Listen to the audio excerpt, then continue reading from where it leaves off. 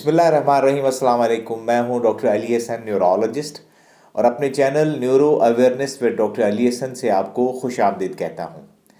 नाजरीन, आज हम एक बहुत अहम टॉपिक पर बात करने जा रहे हैं।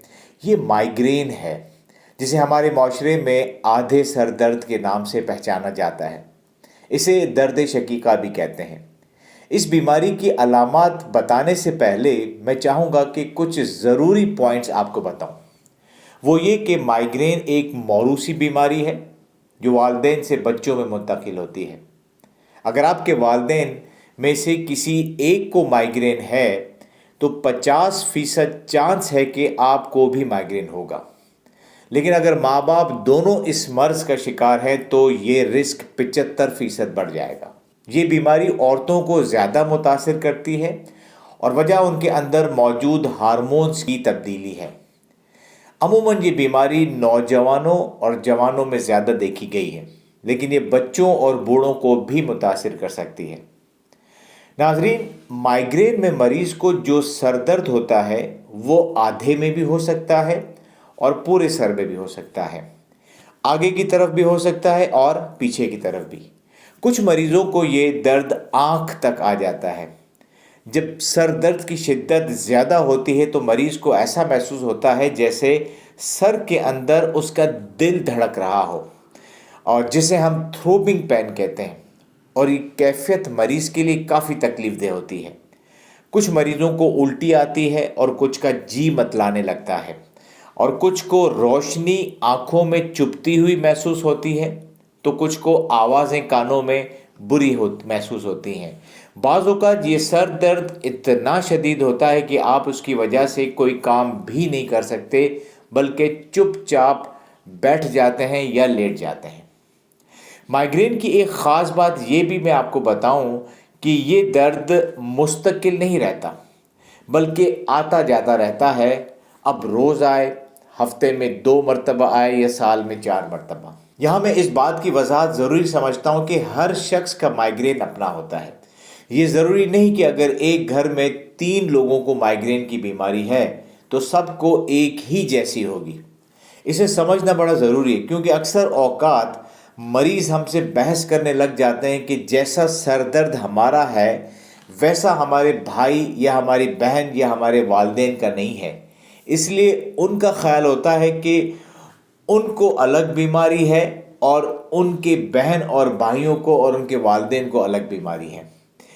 लेकिन हकीकत में माइग्रेन ही होता है सबको, बस थोड़ा सा फ़र्क होता है सबके माइग्रेन में।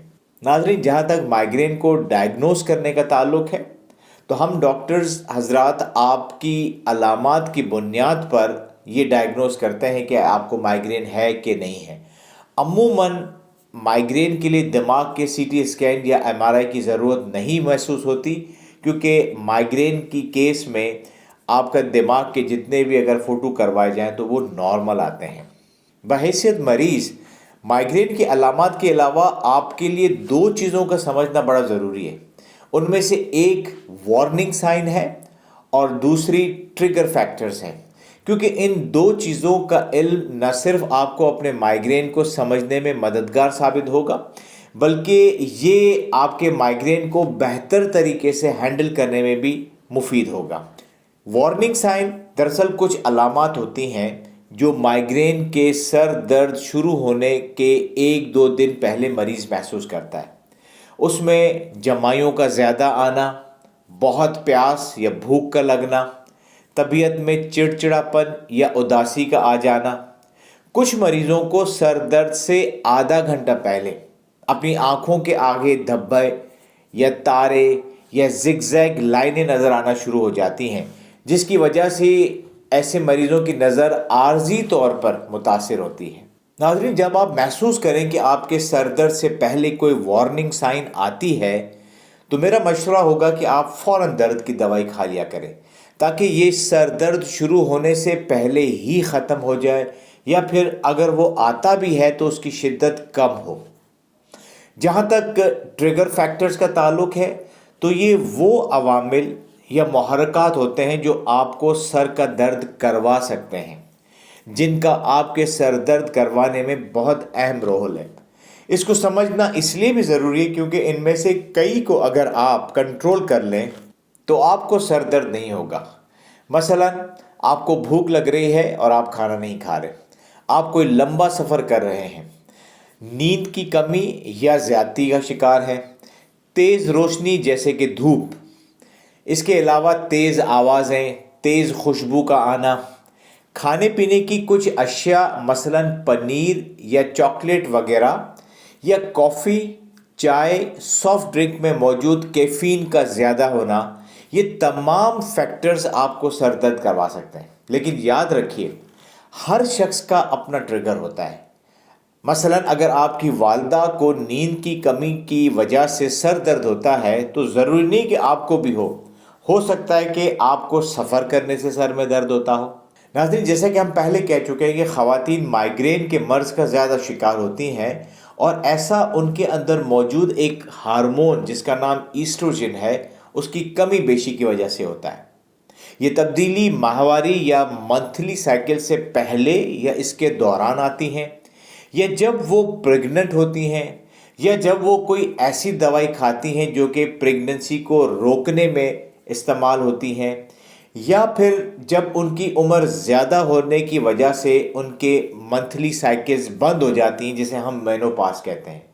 ان فیکٹرز کی وجہ سے خواتین کے اندر مائیگرین زیادہ دیکھا جاتا ہے۔ اب بات کرتے ہیں کہ مائیگرین کا علاج کیسے کیا جاتا ہے۔ مائیگرین کے درد کو 3 طریقوں سے علاج کیا جاتا ہے۔ ایک کو ایبورٹیو ٹریٹمنٹ کہا جاتا ہے۔ یہ علاج حسب ضرورت کیا جانے والا علاج ہے۔ حسب ضرورت یعنی جب ضرورت ہوگی تو اس وقت اس علاج کو کیا جائے گا۔ اس میں عموماً پین کلرز یا درد کو مارنے والی دوائیاں ہوتی ہیں، اور ان کو اس وقت لیا جاتا ہے جب سر درد یا تو شروع ہو رہا ہو یا آپ کے اندر وارننگ سائن آ گئی ہوں۔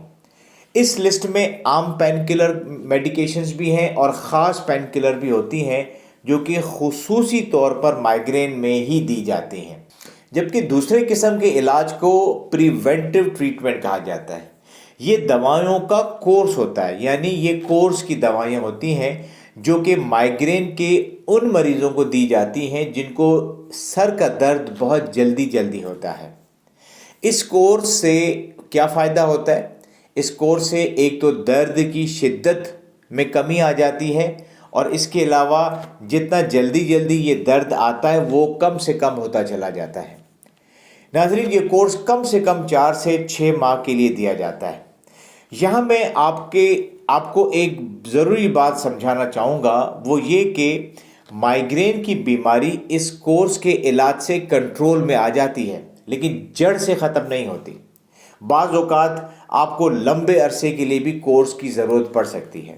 کورس کی دوائیاں بعض اوقات اگر فائدہ نہ دیں تو سر کے پٹھوں میں ایک انجیکشن جسے بوٹیولینم ٹاکسن کہا جاتا ہے اسے بھی لگایا جاتا ہے۔ یہ بہت ہی خاص انجیکشن ہے اور ہمارے شعبے کے صرف کچھ نیورولوجسٹ اس کو دینے کا تجربہ رکھتے ہیں۔